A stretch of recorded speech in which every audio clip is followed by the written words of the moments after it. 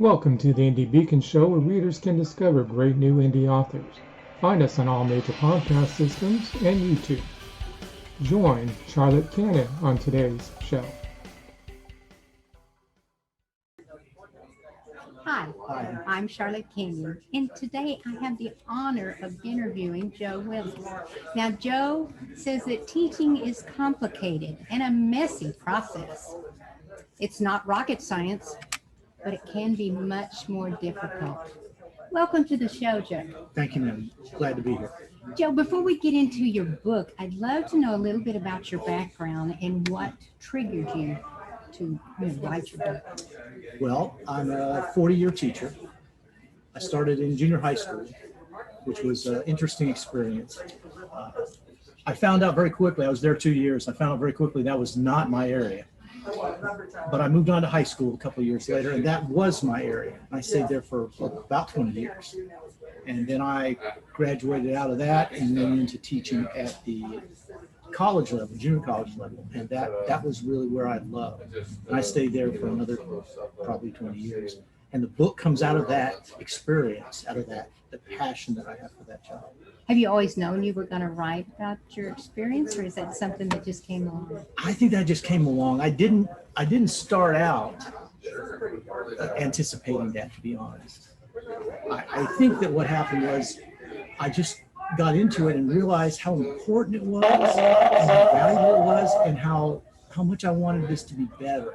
And you could see as you observed and watched around your own classroom how this could be better. And that's where the genesis of the book came from. Yeah. Do you have children of your own? I do. How many children? I have 2 sons. You have any grandchildren? I have 3. Okay. So teaching, you probably hone in on them, as they grow up, and use some of those principles in your book. Absolutely. Okay, tell everyone the name of your book. The name of the book is Teaching Lessons. And the title comes from the idea that it's a little bit of a play on words, or at least it's attempted on. The idea of we teach through, we create lessons, but what are those lessons for you, the teacher? And that's kind of the idea I had when I started. What are the lessons that I've learned, and how can they be helpful to others? Very good. But you also have a philosophy that we are not really teaching our kids well. Well, it's not a philosophy, it's an opinion, I suppose, but it's backed up by some facts, which I explore in the book in an attempt to show the idea that we're in a place now where our educational system is in some trouble. And the pandemic has just exploded and exposed that trouble even more than before. And so I'm even more passionate about it because I can see clearly now where we have to reorganize, reset what we do with students to make them effective, make teachers effective. You mentioned the COVID, which we've all gone through. Sure. Do you not think there are students out there that probably lost a whole year? Oh, I'm positive they've lost more than a whole year. And I suspect they've lost more than just one subject's worth of a year and a half or so. Because a lot of the students just became completely disengaged. I'm absolutely certain of that. Yeah. If you look at the data, it's clear as a bell. That's what I'm thinking, is because I have 20 grandchildren. And Wow, good for you. God is good. Absolutely. That's amazing. But I do see those that were good at studying themselves. They They did okay, but those that didn't have the skills like you're talking about, I almost think they went backwards. Well, I think they did. I think they did. And the reason I think they did is because they're precisely the students that we are not serving as well as we need to. Because what happened is that they were left sort of hanging because they didn't know where to go, and so they just fell through the cracks, literally, and became completely disengaged with the schools, and they lost that whole year of learning. And I think that really impacted them. And the students that are least prepared, least supported by parents, because many of these students are at the bottom of the economic ladder and both parents have to work outside the home. And with the pandemic, these are your quote unquote essential workers. And so they have a hard time. I need to ask you, during the pandemic, and you actually actually had shared with me earlier that you moved to where your kids were and your grandkids were, what, 4 or 5 years ago? Yes, ma'am. Did you help them through the COVID and help them, with their studies? Yes, of course. I got phone calls all the time about, Papa Joe, I have to do my English paper. How do I do this and that and whatever? Yeah, they got a lot of free advice. I was teasing them. I said, if you want grandchildren, I have to charge you for this. And that's a good thing. And that's a good thing. We wished we had someone like you in our family. When you started your book, how many years ago, or when did you start writing? Well, the book was published in 2014, I believe. Okay. Yes, late 2014. And I started probably about 6 years prior to that, researching it, putting it together, organizing it, talking to teachers, just doing the basic work. It took me about a year to write it and put it all together. And you said you had 32 years. Where did you go to school? I went to Eastern New Mexico University in Charlotte, New Mexico. And then I went to Texas Tech for a year and got a master's degree in communication. Go Raiders. Yes, ma'am. And then started teaching at the junior high school I mentioned earlier. Right. And then you eventually, at what time frame during your teaching career of 32 years, I believe you said it was, 32 plus years, what time did you get into you said college level? Or about halfway through, probably. 15? Yeah, 15, 16 years there, and probably somewhere like that. Yeah. So you felt like you needed enough experience under your belt. Great. Oh, you felt confident. Maybe so. I think it was a little bit of both. I think I needed the experience to get the opportunity and the confidence that brought me. Yeah. So. What were your I realized I saw that you majored in speech and English, so you had a double major Yes, ma'am. in school, so you taught both. Yes, ma'am. Do you think there's more speech in the young kids today? Do I think there's a problem with speech? Well, I think there's a problem, yes. The short answer to that question, yes. But I think it's not a new problem. I think the problem that they have is the same problem that my generation had and the generation before me had in terms of being able to speak and communicate effectively. That's why I'm so fascinated by that skill. Well, I think we're about ready for a break. This is Charlotte, and we'll let our advertisers do their thing.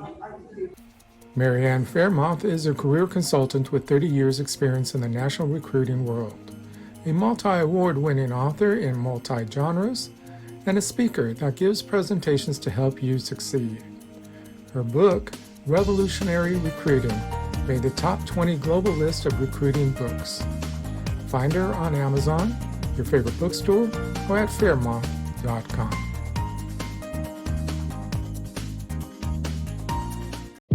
Factor 7, the newest thriller by author J.D. May, will keep you turning the pages with mystery, betrayal, lies, and infidelity.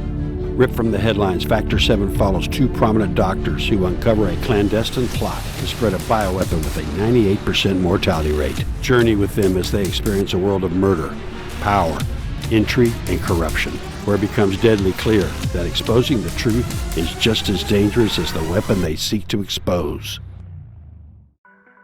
Welcome to the Lone Star Festival, where Texas authors, artists, and creators come together for a Texas-sized event.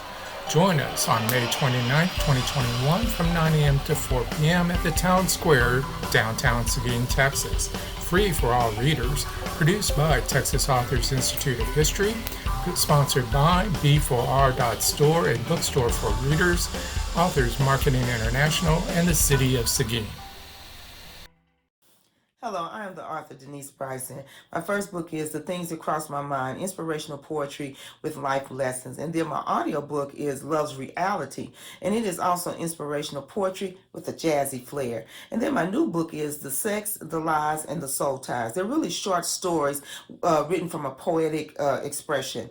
And then I have my first children book series, the Blinky series, which the first book is called Meet the Coins, and it is both in English and Spanish. And then the new book, From Coins to Bills.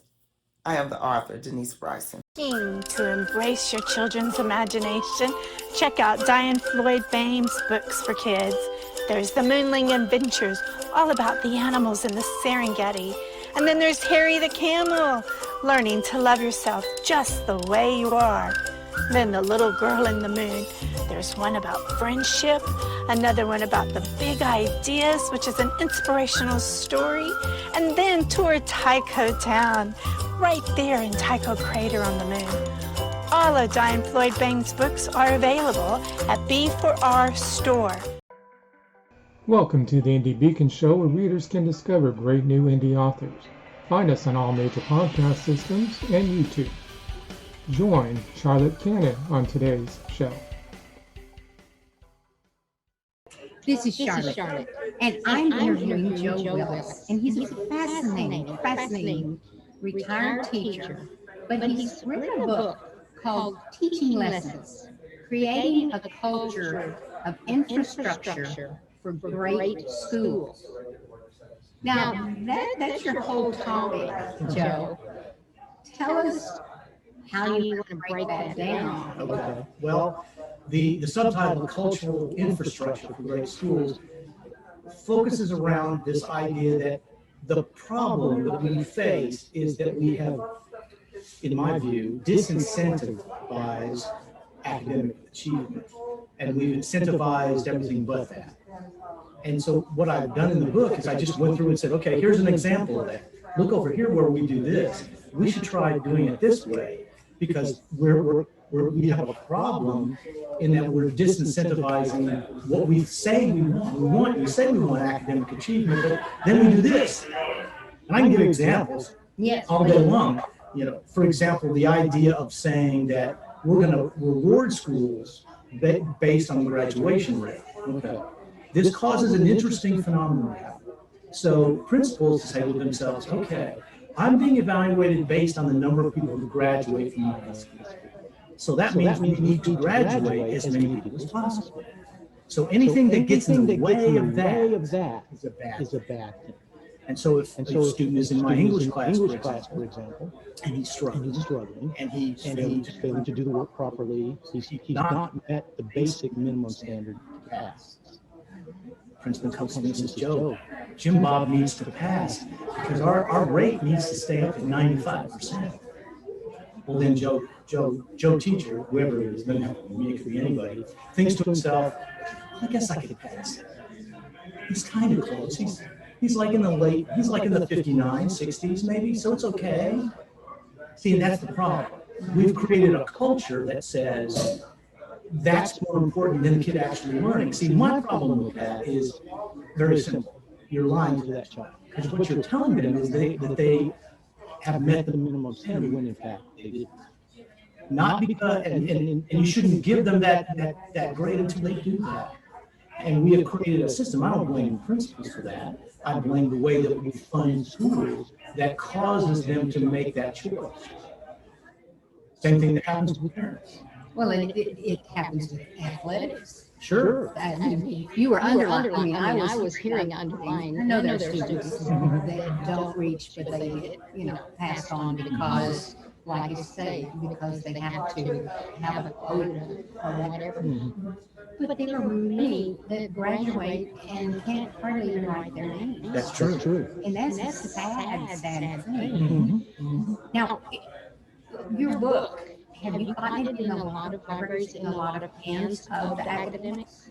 Well, I've gotten it out to a number of different people, sure. And we're trying our best to get it out to folks and get some feedback. And it's really nice. I think over the last 6 years or so, we've gotten some good arguments. We're actually talking about what I consider real issues, not what I consider extreme issues like some political or social, oh, you don't like me, I don't like you. We need to be talking about what causes students to learn and to not learn and figure out how to make that work better.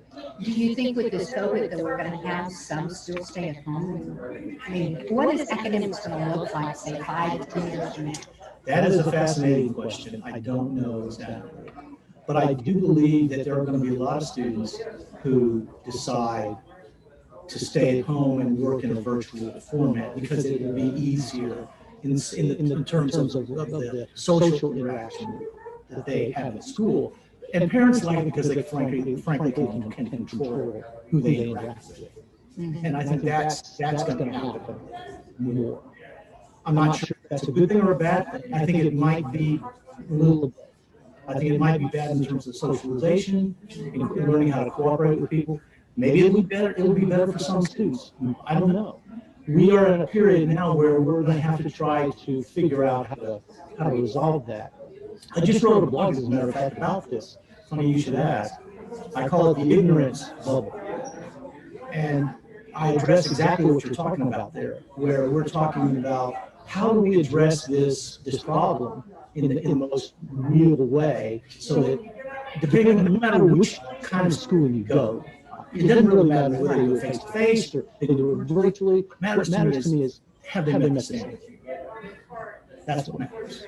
But doesn't the standard have a indefined line? In other words, I think the standard varies. I'm not sure what you mean by that. Well, in other words, the standard, like you were saying earlier, the principals are asking you to compromise it as a teacher, to compromise your grade ethics to pass this child. To me, the standard is not a direct line. The standard, if they want to bend it, they bend it. They bend it down to accommodate the athletics, someone who Oh, I see what you're saying. Yeah. I'm just saying it's. Oh, I think you're right. I think you're right about that. Politically, that's what happens. And so what I'm saying to you and what I'm saying to my readers is, we as a culture need to say, look, no more of that. We want kids who graduate to actually know the material. Because what culture is what are the rules? What are our expectations? And what we said to the schools through our cultural limitations and motivations, incentives, is, well, yeah, but, in this case or in that case. See, the answer we're getting from the culture is multifaceted. It's, well, in this situation, maybe we do this. Over here, maybe we try this.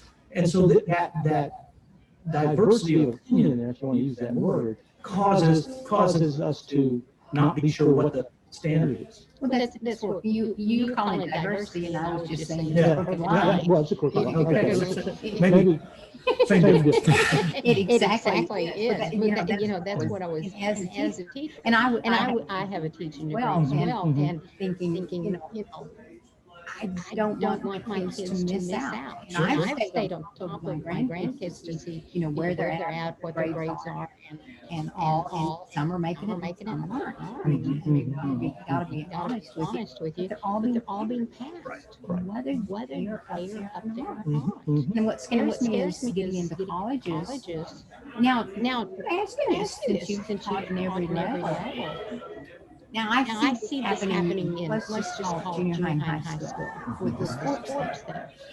What happens to those kids when they do go off in college? Can they make it? Well, here's an interesting fact. I just looked this up for the interview. In Texas, remedial rate for from out of high school for men is about 20%. So that means, on average, 20% of kids that graduate from each district in the state need remedial work if they're going to go to college, if they're going to join the military, if they're going to get into a trade school kind of situation. So that means that, theoretically, I guess, 20 out of 100, didn't get that in high school. So now we have to stop and say, this isn't working.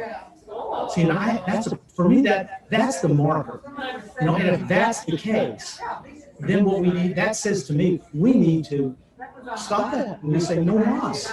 We need to say, no, you can't get out of here until you have that. And that's the problem. Until there's a clear, unambiguous consequence for not meeting that standard, guess what? We're going to keep passing them up the line, and it's just going to make that bubble greater and more devastating. Because then those students will not be able to get into the military or get into the college they want to do a certificate. And that's the thing that makes me fired up and passionate is we can do better than that. I know we can, but we have to make a choice. And the book is about making a choice. And at the end of the book, for example, I give like 14 things we need to do in order to get to that place, to make that change. And I challenge the readers to say, okay, let's go. Let's go fight that battle. Well, I appreciate you saying that. Question for you. There are, I mean, we know that there are students that they're going to make nothing but straight A's, but then there's the average student. What about the trade schools? And what about teaching them? Because I remember as a child, I had home ec in school. We had guys in our home ec class, and they had shop, but I wasn't allowed to take wood shop. You know, it is wrong. In today's time, it is. But my question is, there are a group of our younglings that are coming up, probably half of my grandkids, that may not want to go to college. And a trade school is, you know, I think that needs to be offered to them in every school. Well, I agree with you. I think that we've oversold the college education thing. There are some kids who that's not what they want to do. We should give those options. Let students pick the one that works for them. That's my opinion. But see, it doesn't change my passion.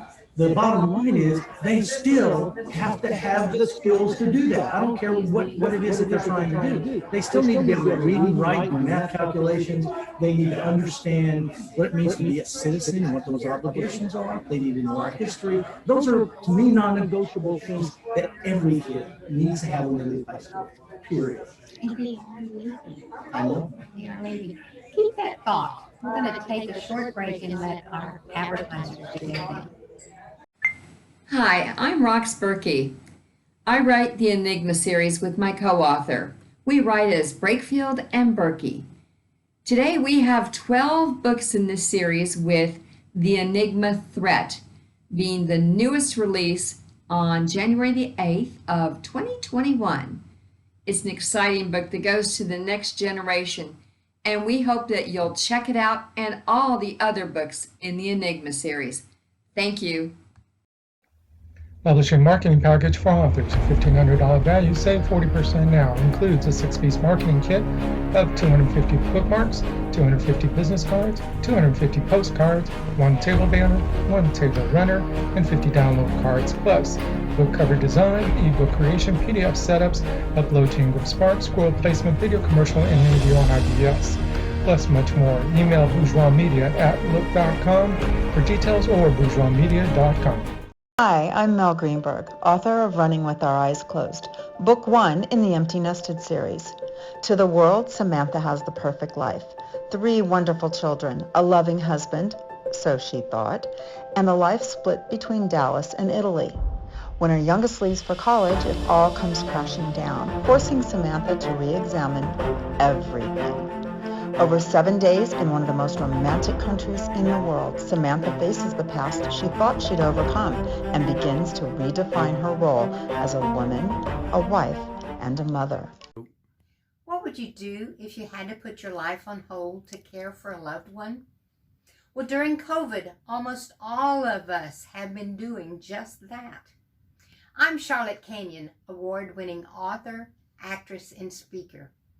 And my book, You Have to Laugh to Keep from Crying, shows you how you can revive, thrive, and survive with 4 golden rules. You have to love one another. You have to respect one another. You have to have patience with one another. And most of all, you've got to forgive one another. I'm Charlotte Canion, and I approve this message. Welcome to the Indie Beacon Show, where readers can discover great new indie authors. Find us on all major podcast systems and YouTube. Join Charlotte Canion on today's show. Hi, this is Charlotte Canion, and it is my pleasure to be interviewing Joe Willis. Now, Joe is a retired teacher, and he's passionate about changing the style that we're doing, how we're doing it, and now we're failing our children. Now, Joe, I want you to kind of hone in and tell me what it is and how it is we can change this. I'm one person, I'm adamant about it.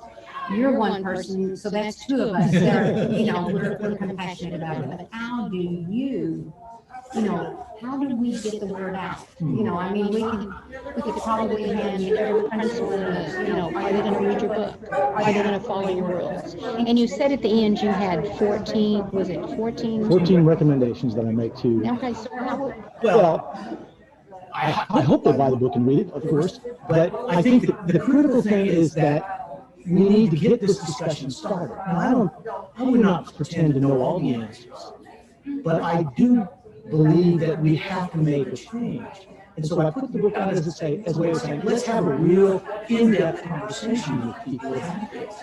And to be very practical, I would say to a parent or to people in the industry and business, you need to go to your local school district and say, we want kids when they leave this building to have these sets of skills. And our support is going to be based on that. We want you to do that. And that's the only way it changes. The only way it changes is if politically that becomes the priority. And part of what's happening in our schools is we have all these different things that we're trying to solve inside schools. And we sort of lost our focus. And that's unfortunate. And some of those reasons are good things that we do need to change, but not in the school.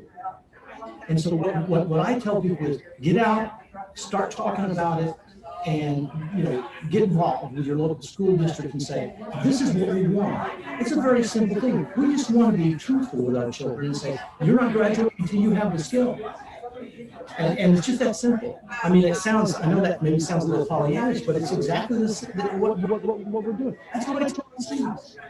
Have parents intimidated the schools and said, you need to pass my kid, even though he doesn't know how to count one in? Yes. The short answer to that is yes. I mean, because student parents will come in and try to pressure you. I've had that happen to me personally as a teacher, where they would come and try to pressure you.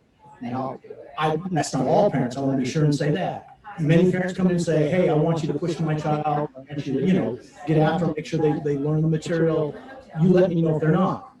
But there's a very large number of parents who come in and say, Joe, you just need to give my kid an A. He deserves an A. And I'll say something like, well, he didn't earn an A, ma'am. That's not how it works in my class. And that's where the conflict comes in. And because they're looking at it from a results paradigm. They're not looking at it, do they really know the skills? They just want an A for their kid. And I understand that. They're talking about getting us, they want the certification of a high school diploma or a college degree or whatever. I mean, I understand what they're doing there, but in my research, I found that was probably the number one thing that gets in the way of top-notch school. Okay, and along with that, I know this is a little bit side road, Okay. but I talked about the sports earlier. I am fed up, and I'll go on record and say it, I have grandkids that get trophies for participation. That's like telling them they'll never fail. Kids need to learn that there is winning and there is failing. And you're saying the same thing in classrooms. Either you know the math or you don't know the math. Or you know the history, Or you don't. or you don't know the history, That's or you right. know government. I think you and I are on the same page on this. Or you don't know government. I have a 7-year-old grandson that has a Super Bowl ring. And I'm going, oh, give me a break. This child should not have this Super Bowl ring. Yes, 7th grade they want to pay for it. It drives me nuts. Well, I understand that. And sports is very important to us as a culture. And there's nothing wrong. Especially in Texas. Especially in Texas. And There's nothing wrong with that. but it has to be in a proper perspective. And I want to be very careful to say that I'm not anti-sport. I'm pro-learning. And my thought here is if you're going to do that, you need to understand that's what you're doing to our children, and that's just wrong in my view. So you and I are sympathetical on that one. Yeah, what we're teaching kids is you don't have to attain or achieve. We'll give it to you anyway. That's right. That's, And of course, that's very old school, and I get that all the time. But I always say, well, that's because I'm old, and school was good back then. And so, they always roll their eyes at it. yeah. But Joe, I want to ask you one other thing I always ask my authors. If you had to give advice on someone that wanted to write a book, a young writer who said, what advice would you give them? What an interesting question. I think I would pass along my English teacher's advice, Mrs. Bell. She was a fireball, about 5 foot tall, about 100 pounds if she was dripping wet. She said to me, Joe, if you want to write, put a pencil to a piece of paper and write. And then after you've written it once, go back and look again. Repeat. If you have passion, that's my addition to the world. If you have passion for something, then sit down, do the research and do the work, and then send it out and see what people say. Well, Joe, we need to know how people can reach you, how they can get a hold of your book, you know, and I'm sure you're a speaker as well. So, you know, just how people can reach you, their websites and your. JoeWillis.net is the website. And then you can also get the book at barnesandnoble.com. You can get it at Amazon, indielectric.com, and then you know, you can simply contact me on my Facebook page at Joseph A. Willis, and I'll send you a copy. Joseph, I've won a copy of your book. I cannot wait to read it. I know my husband will be thrilled. I'm at Twitter at Joseph Willis 54. And tell them just give me a yell. And I have a new blog, as a matter of fact, coming out. I just changed the peak here. JoeWillisBlog.wordpress.com is where I have my blog. I usually do one every 6 weeks or so, and about some issues. And I think I mentioned it earlier tonight about the one that I just put out, and it's pretty timely in terms of, you know, what we're talking about here today. So. Those are some ways that you can get in touch with me, and I just want the conversation to go, because I believe that Americans really want to be number one in school and number one in achievement in the world, and we're not. We're way down the scope on that, but we can do it. You know, if we put our minds to it, we can do it, and I'm a firm believer in that. So that's my ambition. That's my passion. Well, Joe, this has been a pleasure and I'm just elated to have met you and to listen to your philosophy and your book. Can't wait to read it. I'm sorry I didn't hold it before the interview. But this is Charlotte Canion, who is speaking with Joe Willis. And I want you to remember that a rose is like a book. You can't know its beauty until you open it. And you can't know, and a book is like a rose. You won't know its full beauty until you open it. Thank you. Thank you for watching or listening to the Indie Beacon Show, produced by Beyond Bourgeois for the Authors Marketing International LLC. Copyright 2021. Voiceover by Beyond Bourgeois.